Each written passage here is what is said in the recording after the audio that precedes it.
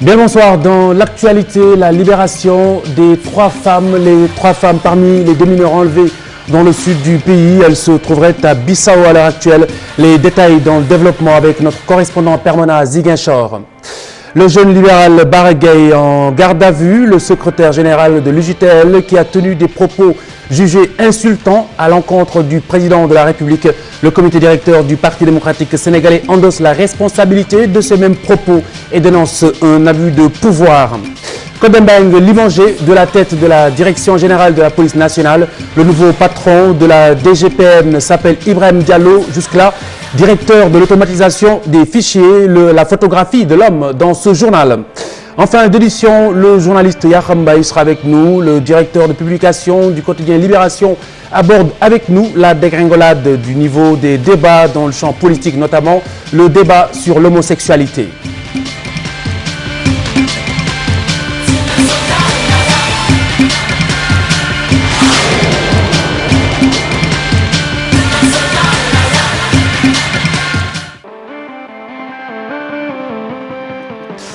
Ce brin de soleil d'abord sur le sort des 12 démineurs enlevés dans le sud du pays. Le chef de guerre du MFDC, Badiat, a lâché du lest. Les 3 femmes parmi ces otages sont libres. Bakary Kanté est en ligne. Bonsoir Bakary. Bonsoir Khalifa. Quelle est la situation à l'heure actuelle? A-t-elle évolué? Ouf de soulagement des familles des 3 femmes parmi les 12 démineurs, Fatou Gueye, Fatoumata Diaw et Sophia Aïdara. Elles ont été finalement libérées cet après-midi. Une cérémonie s'est déroulée ce matin à Kasserole dans le camp de César Atoute Badiat. Les femmes du MFDC en pagne et des t-shirts à l'effigie de l'abbé Diabokoum Senghor ont habillé les 3 femmes de l'entreprise Mekem, une entreprise sud-africaine en tenue traditionnelle. Mais aussi, elles ont remercié le chef de guerre César Atoute Badiat qui a accepté la libération de ses mères de famille. Beaucoup de personnalités ont participé à cette médiation. Monseigneur Théodore André Sarr, Robert Sagnan, le président du Casasport, Noir Cissé, entre autres, le CICR, le MECAM, les autorités bissau-guinéennes, l'ONG APRA étaient tous présents à la cérémonie de libération de ces femmes. Après Kasserole, les femmes ont regagné Sao Domingo, puis la capitale Bissau. Selon nos sources, elles doivent être reçues par le général Mamadou Sow, chef d'état-major des armées. À ses côtés, le général Anthony Ndiaye, son homologue de la Guinée-Bissau. Une autre source nous renseigne qu'elles seront acheminées par avion à Dakar ou Ziguinchor. Selon un médiateur que nous avons joué au téléphone, César Atoute Badian a demandé l'arrêt immédiat du déminage et n'a pas fait de commentaires sur l'avenir des 9 autres démineurs. Il existe par ailleurs une autre rencontre dans les jours à venir. Bakary Kanté, merci. Nous poursuivons cette édition avec Bara Gaye qui passe la nuit ce soir dans une cellule de la police. Le secrétaire général de l'Union des jeunesses travaillistes libérales est en garde à vue à l'issue de 8 heures d'interrogatoire dans le bureau de la division des investigations criminelles. Le comité directeur du Parti démocratique sénégalais porte la teneur de ces propos jugés insultants. Les cadres du parti soulignent que Bara Gaye était leur mandataire au moment de son speech. Écoutez. La journée n'a pas été au repos pour les journalistes. Les forces de l'ordre ont empêché aux professionnels des médias de tendre le micro aux libéraux présents sur le lieu. Et après 8 tours d'horloge d'audition à la brigade des affaires générales, Bara Gaye est placé en garde à vue. Bon, mais en réalité, nous pensons que vraiment c'est une action politique qui veut museler notamment notre jeunesse. J'ai dit tout à l'heure, et je répète que ce que lui il a eu à dire, Bara Gaye a eu à dire, il ne l'a pas dit de lui-même, il l'a dit mandaté par le comité directeur et par moi-même. Donc ce qu'il a dit, ces propos m'engagent moi et engagent tout le comité directeur. Donc si on devait arrêter Bara Gaye, il faudrait arrêter tout le comité directeur et moi-même. Il sera acheminé devant le procureur de la République ce mardi pour répondre devant ses propos jugés désobligeants à l'encontre du président de la République, Macky Sall. Bara Gaye a le droit d'interpeller le président pour savoir comment cet homosexuel-là a pu avoir ce passeport-là. C'est la question.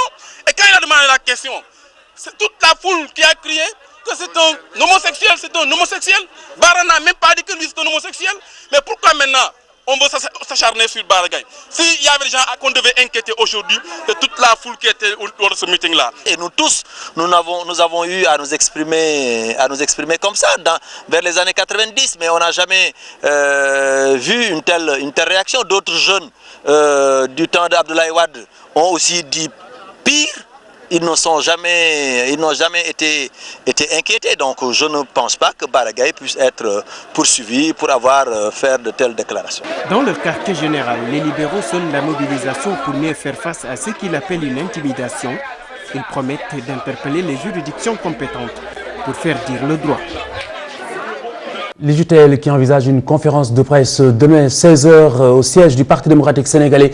L'UJTL, conférence presse conjointe avec le MEL. Retour sur la polémique autour justement de la convocation de l'épouse de Baragaï. C'était avant son arrestation, une démarche tout à fait légale de l'avis des spécialistes. Alors rien du tout d'alarmant. Je trouve normal de la convoquer pour qu'elle puisse nous donner des éléments de réponse. Et elle a le droit de faire des déclarations, de ne pas faire des déclarations, de ne rien dire. Ça aussi, le fait de garder le silence est un droit fondamental de l'homme. Convoquer une personne à garder pendant une 24 heures, en réalité, c'est lui appliquer la mesure de garde à vue, qui est une mesure de privation de liberté. Alors, quand ça va jusqu'à 24 heures, 20 heures, 16 heures, ça me paraît anormalement long. Mais garder quelqu'un dans les locaux de la police, le temps de pouvoir l'interpeller, recueillir des enseignements, il n'y a rien d'alarmant par rapport à ça. Cela rentre dans le cadre de la normalité. Nous pouvons considérer qu'il s'agit d'une recherche d'informations, de renseignements qui se trouvent être recherchés. Elle n'a pas été inquiétée parce qu'elle est accusée. À mon avis, l'alarme doit être maîtrisée. Alors, qui est donc Baragaï? Le secrétaire général de l'UJTL fut ministre conseiller sous maître Abdoulaye Wade. C'est en juin 2011 qu'il gagne ses toutes premières bribes de notoriété. Connu par le grand public en juin 2011 lors des renouvellements du bureau de l'Union des jeunesses travaillistes libérales, Baragaï fut peu avant membre du cabinet politique du ministre d'État Karim Wade. C'est au cours d'une marche de soutien à Karim Wade qu'il aurait été découvert par Madame Viviane Wade, qui était à l'accueil des marcheurs au Palais de la République. Selon certaines indiscrétions, c'est Viviane Wade qui aurait demandé à son fils de recruter Baragaï au poste d'attaché de cabinet de son département ministériel. Ancien membre du Conseil national de la jeunesse, ancien soutien d'Aminata Lo, devenu attaché de cabinet de l'ancien ministre d'État Karim Wade, Baragaï a dirigé l'UJTL. Avant de devenir ministre conseiller sous l'ère Wade. Juste après la chute du Parti démocratique sénégalais, le patron de l'UJTL affûte ses armes politiques. Ses sorties répétées dans la presse durant lesquelles il attaque le président Macky Sall lui ont valu une première convocation au commissariat de Bel-Air. Le 19 avril dernier. Baragaï, activement recherché par les éléments de la division des investigations criminelles durant 48 heures, est introuvable. Sa femme Mariam Kangay a été entendue hier pendant 4 heures par la DIC. Le patron de l'UJTL doit répondre à une convocation de la DIC ce lundi matin. Chose faite, à l'issue de cet interrogatoire, il a été placé en garde à vue suite de ce journal avec le nouveau patron de la police nationale. Il s'appelle Ibrahim Diallo sur ces images. Là, c'est plutôt Codé Meng qui a été limogé. Donc, c'est Codé Meng qui a été remplacé. Le nouveau directeur général de la police nationale était jusque-là à la tête de la direction de l'automatisation des fichiers. Il est ingénieur informaticien. Fatima Ba. Codé Meng, ci-devant directeur général de la police nationale, a été emporté par les affaires Omar Sarr et Baragaï. Il est reproché à l'ancien patron de la police de n'avoir pas su prévenir l'escapade en terre mauritanienne du coordonnateur du PDS et qui a fait un véritable pied de nez aux renseignements généraux en violant sans être inquiété l'interdiction de sortie du territoire qui le frappe dans le cadre de la traque des biens supposés mal acquis. La police a connu un autre revers en étant incapable de localiser Baragaï pendant 48 heures après avoir tenu des propos jugés offensants à l'endroit du chef de l'État dans un meeting à Mbacké. Arrivé à la tête de la police en 2011, Codé Meng a été remplacé par le commissaire Ibrahima Diallo qui occupait avant sa nomination la fonction de directeur de l'automatisation du fichier. Considéré comme très proche de l'ancien ministre de l'Intérieur Ousmane Ngom, Ibrahima Diallo est un ingénieur et informaticien de formation. Il a eu à occuper les fonctions de directeur du matériel et du budget et de consul du Sénégal à Madrid.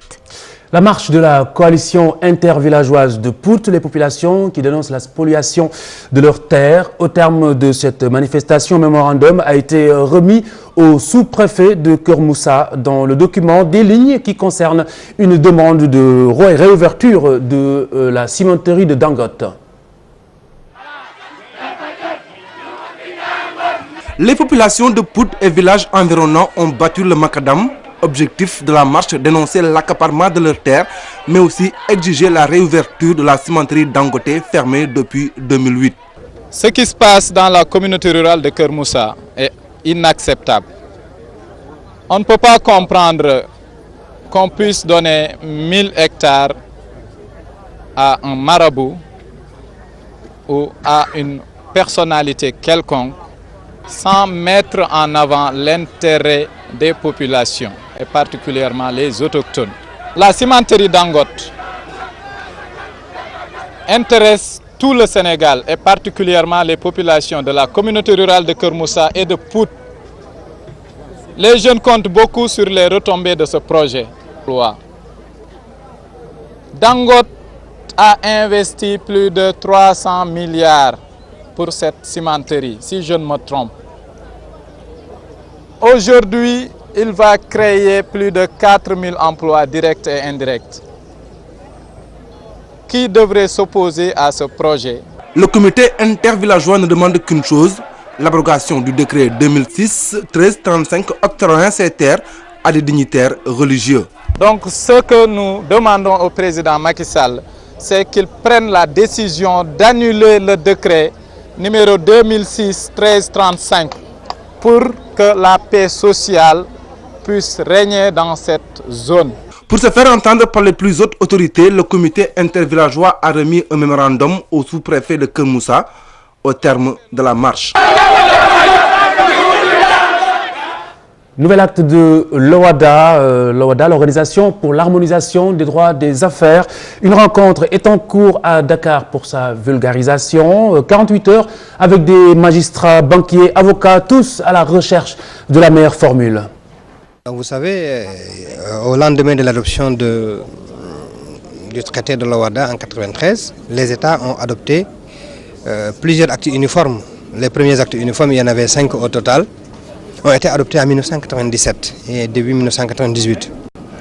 10 ans après, on a commencé à découvrir dans certains textes quelques difficultés d'application, quelques dispositions qui mériteraient d'être améliorées. Et c'est sous ce rapport-là qu'en 2010 et le 15 décembre à Lomé, 2 actes uniformes ont été modifiés, révisés. C'est l'acte uniforme sur le droit commercial général et l'acte uniforme portant organisation des sûretés. L'atelier de ce matin concerne le second acte uniforme qui a été révisé et qui porte organisation des sûretés, c'est-à-dire des garanties que les débiteurs offrent à leurs créanciers. Le rôle de l'imam dans la gestion des conflits dans les quartiers, c'était l'un des points au cœur de ce séminaire de l'association des imams et oulémas de Yoff. Le renforcement des capacités de ces imams était l'intérêt de cette rencontre. Voici le président de l'association. Le volet social, vraiment, l'imam doit être un homme social, sociable aussi, et cette sociabilité, vraiment, doit se manifester sur ses comportements par rapport à la population, par rapport aux individus qui ont lui confié vraiment cette responsabilité lourde. C'est pour cela qu'on a dit que vraiment on doit parler à l'imam d'abord, de lui dire que tu es un responsable, vraiment les différents rôles qui te incombent que tu dois assumer dans la société. C'est pour cela qu'on a choisi vraiment ce premier thème.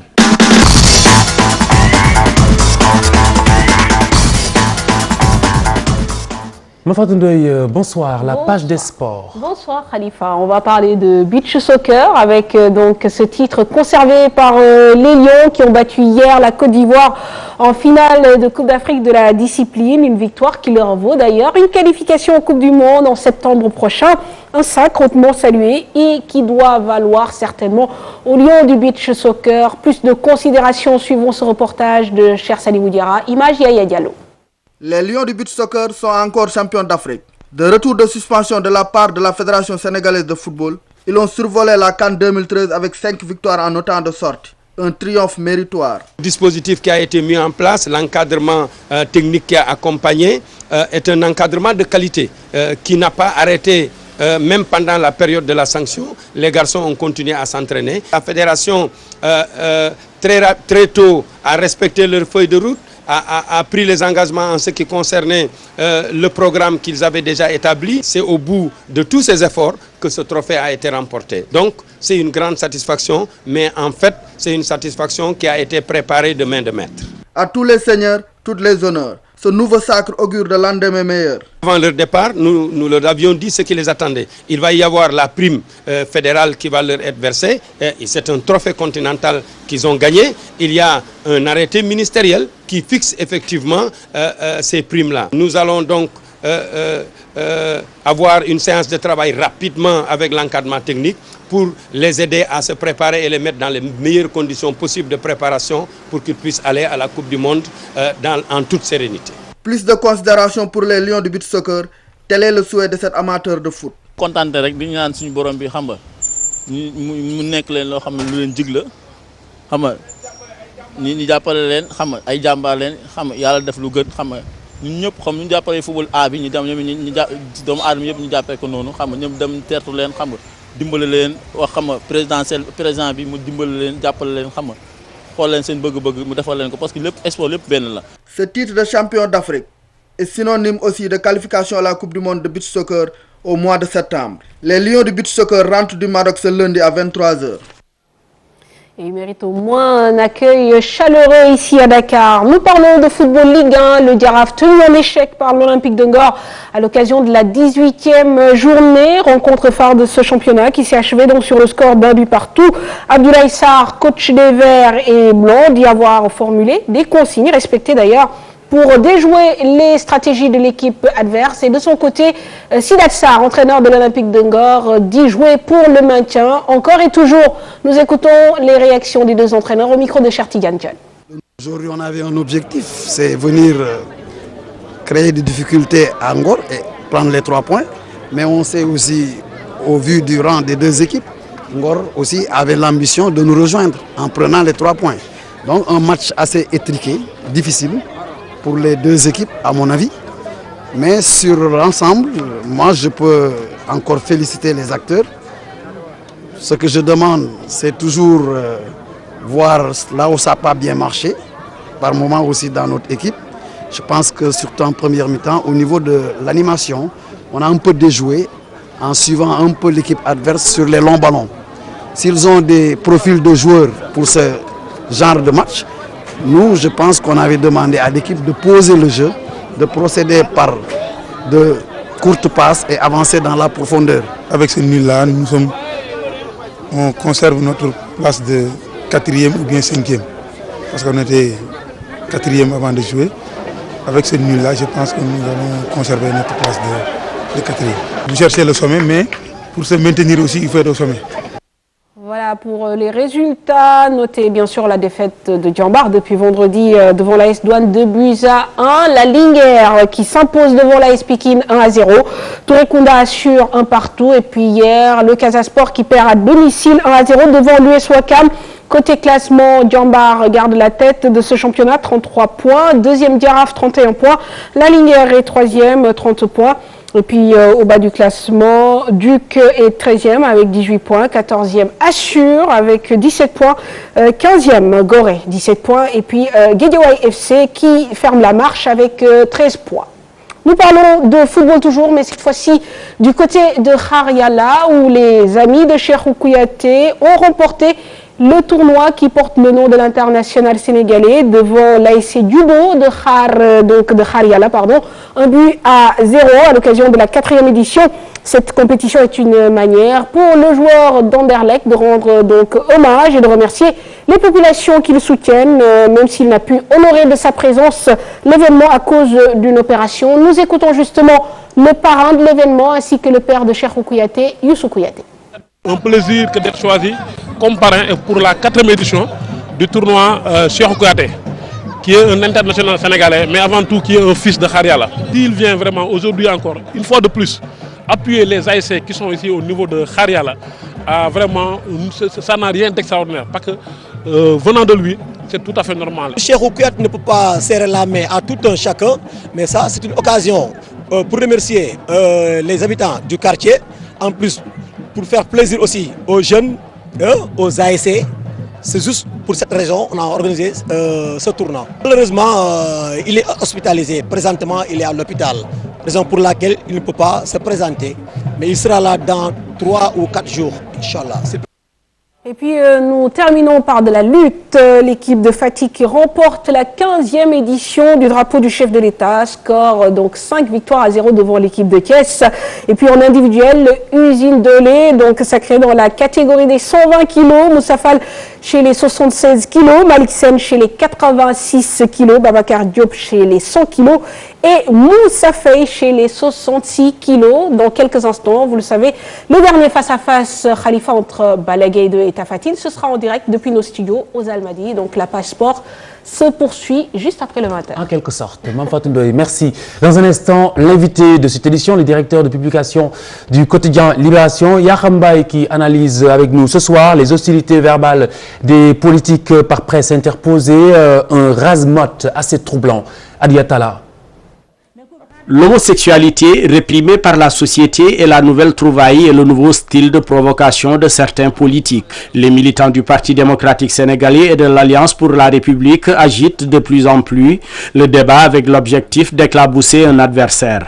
Dans l'entre-deux tours de la présidentielle, la coalition SOPI accusait Macky Sall, le candidat de Benno Bokk Yakaar, d'être soutenu par des lobbies homosexuels.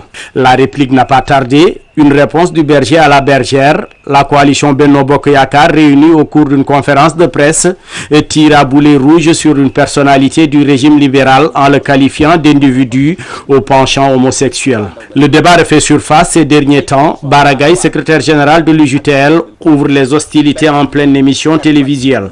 Il exhibe une photo de Babacar Ndiaye, un homosexuel qui, selon lui, bénéficierait des largesses de l'actuel régime qui lui octroierait un passeport diplomatique. La réponse fut immédiate. Les jeunes de la mouvance présidentielle avaient rappelé que Babacar Ndiaye était un ami proche de Karim Wade.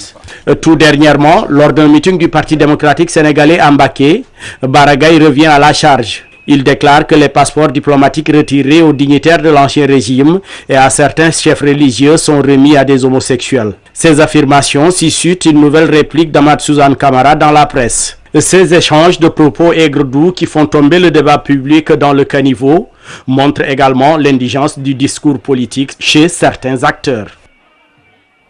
Yakham Mbaye, bonsoir. Merci d'être avec nous ce soir.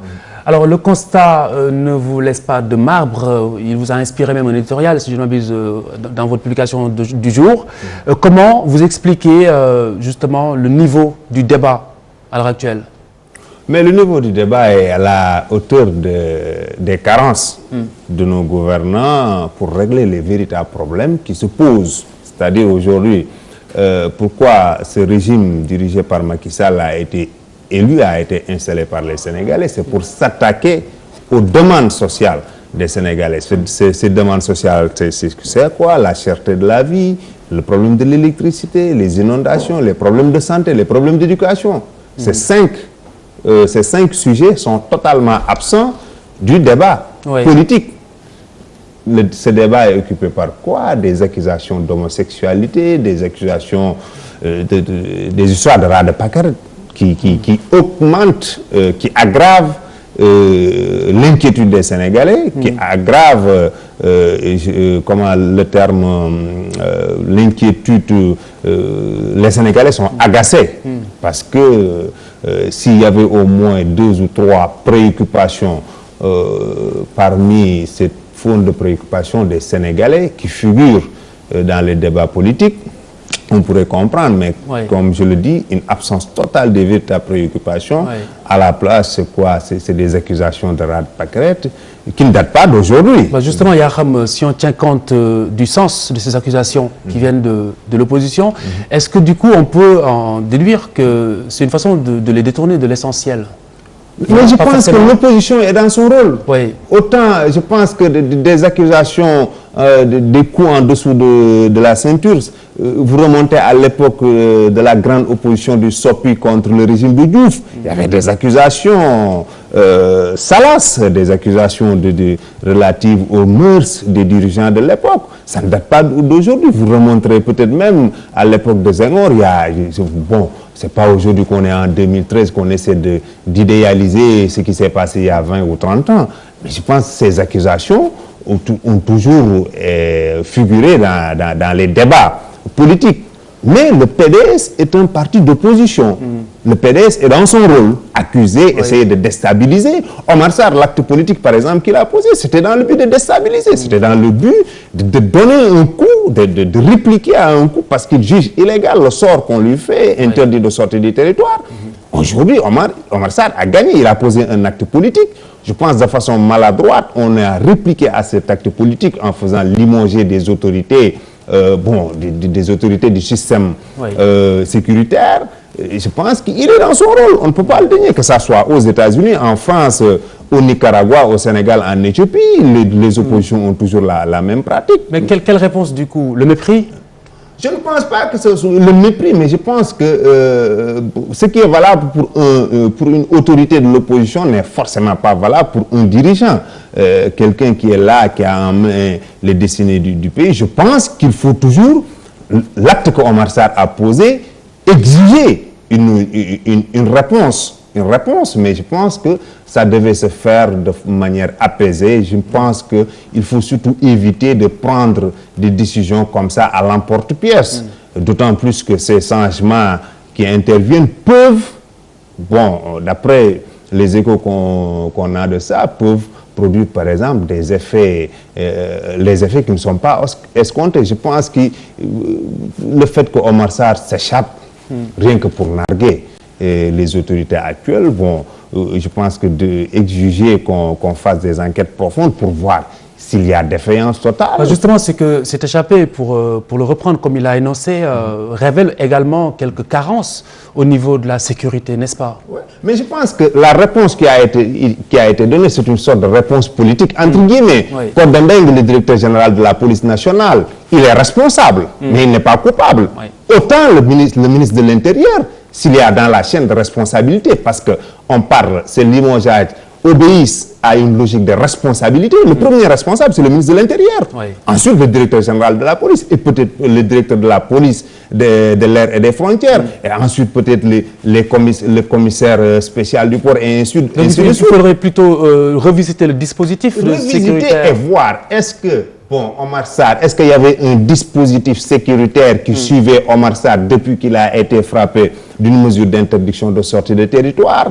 Au niveau de la sortie de Omar Sarr, parce qu'il y a deux versions, l'une dit que Omar Sarr est sorti du Sénégal en traversant par pirogue le fleuve Sénégal, peut-être à hauteur de Dagana ou je ne sais pas, dans le Wallo. Les autres parlent de post-frontière de Ross Bétier. Où est-ce que ces défaillances se sont produites? Et aujourd'hui, dans l'édition de Libération d'aujourd'hui, sur la base de sources autorisées, on faisait cas de l'entrée en scène de la police des polices, de l'inspection générale des services. Est-ce qu'il ne fallait peut-être pas attendre que l'enquête produise des conclusions sur lesquelles on peut se baser peut-être pour prendre des mesures, mais on soupçonne que peut-être qu'en plus de l'affaire Omar Sarr est venue se greffer l'affaire Baragaï, qui entre guillemets aurait disparu 48 heures, la police aurait été incapable de le localiser. Je ne le pense pas totalement parce que quand même, plus ou moins les journalistes qui ne sont pas des policiers forcément, savaient sur la base de sources plus ou moins, de sources autorisées, de sources dignes de foi, où se trouvait exactement Babacar Gaye avant de se rendre aujourd'hui à la police. Donc je pense que tout ça renvoie et ça rappelle par exemple l'histoire de ce qui s'est passé entre le Sénégal et la Gambie, l'exécution d'une prisonnière de droit commun qui avait commis un meurtre qui a été exécuté parce qu'en Gambie, il y a la peine de mort. Bon, sur ça, on greffe à ça les histoires de l'inondation, des inondations, on prend des actes, on dissout le Sénat, après c'est des revirements à 180 degrés, là où on menace jamais, on le caresse dans le sens du poil. Moi, je pense qu'il faut prendre des mesures de façon apaisée. Alors, si vous étiez donné de coller une étiquette à cet opposant qui titille pour déstabiliser ou qui titille pour dresser l'opinion contre l'autorité, vous mettriez quoi?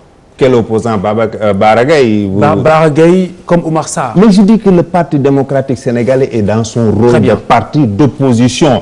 Mais Baragaï a tenu des propos extrêmement graves.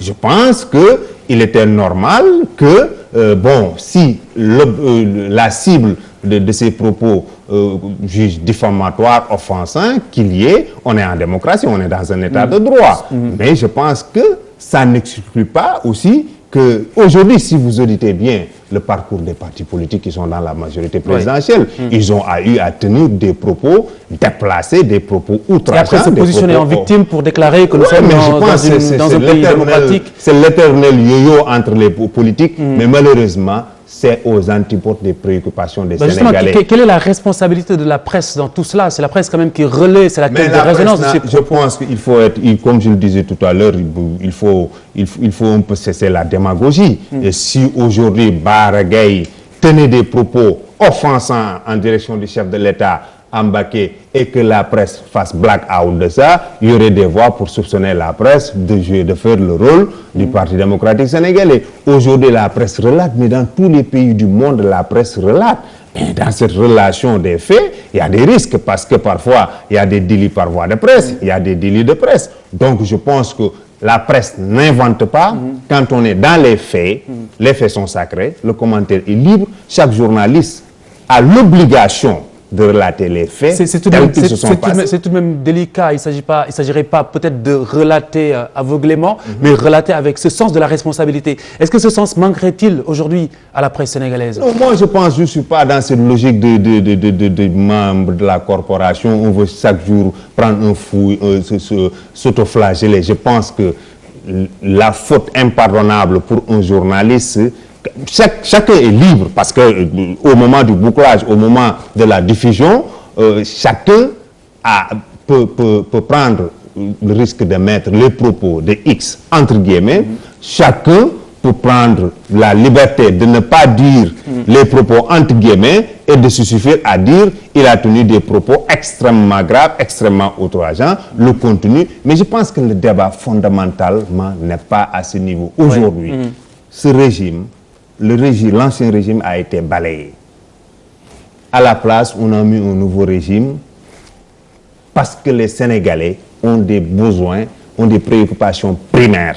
Aujourd'hui, quasiment dans Dakar, à longueur d'heure durant la nuit, c'est le blackout total. Il y a un problème d'électricité, la canicule s'annonce. Il y a les problèmes, est-ce que les inondations, ce qui s'était passé l'année dernière avec une dizaine de morts, c'est ça, je pense que le prix du riz, le prix de l'huile, c'est ça le plus important. Mais aujourd'hui, occulter toutes les préoccupations qui ont fait qu'il y ait eu une deuxième alternance, et franchement, comme on l'a dit, mais en des termes, bon, peut-être moins policiers à la lune de libération, franchement, ces histoires d'homosexualité, ces histoires d'homosexuels, ça nous pompe l'air, en fin de compte, parce que ça tympanise, ça agace les Sénégalais. L'opinion dans tout ça, est-ce qu'il y a un respect vis-à-vis de cette opinion, vis-à-vis des Sénégalais, quand on nous sert des débats pareils? Il faut dire les choses telles qu'elles sont. Je pense que nos hommes politiques, que ce soit de l'opposition ou du pouvoir, le respect des Sénégalais, c'est le cadet de leurs soucis. Alors, le problème, c'est leur agenda personnel. Est-ce qu'on devrait avoir peur justement de l'avenir de notre environnement politique? En tout cas, le débat n'est pas élevé. Le débat n'est pas élevé et le débat n'est pas élevé, le débat n'est pas intelligent, le débat n'est pas digne de cette réputation de pays démocratique, de pays de liberté. Parce que la liberté d'expression aussi, il faut le dire, n'autorise pas tout. Donc je pense que aujourd'hui, pour l'étranger lambda qui a connu le Sénégal à travers les médias, à travers ce qu'on raconte de ces pays, il serait fondé très franchement dessus de constater ce qui se passe aujourd'hui. Autrement dit, on ne peut pas s'autoriser à insulter une institution au nom de la liberté d'expression. Je ne pense pas. Par exemple, que ce soit Macky Sall, le président de la République, ou Demba Ndiaye, le citoyen lambda, on ne peut pas se permettre le droit quand même de qualifier de voleur, de qualifier de prostituée, d'homosexuel, quelqu'un comme ça, parce que on est dans le débat politique. Donc, on peut s'autoriser ces atteintes, mais je pense qu'on est dans un état de droit. Les cours et tribunaux sont là pour sanctionner les gens, les citoyens qui franchissent le Rubicon. Et bon, Baragay, je pense que ce les propos qu'il a tenus, il l'a tenu publiquement. Donc, ça aurait pu se régler sans tout ce tintamarre. Je pense que des autorités de la police, qu'on fasse sanctionner des gens à gauche et à droite, ça aurait pu se régler en toute quiétude et franchement être tendu. Moi, j'aurais compris que les politiques soient tendus par les prix des denrées de première nécessité, par le problème de l'électricité, parce que s'il y a faillite, s'il y a des gens qui ont manqué à leur devoir, ce n'est pas simplement au niveau de la police. Les gens qui sont là pour subvenir, pour régler les préoccupations des Sénégalais.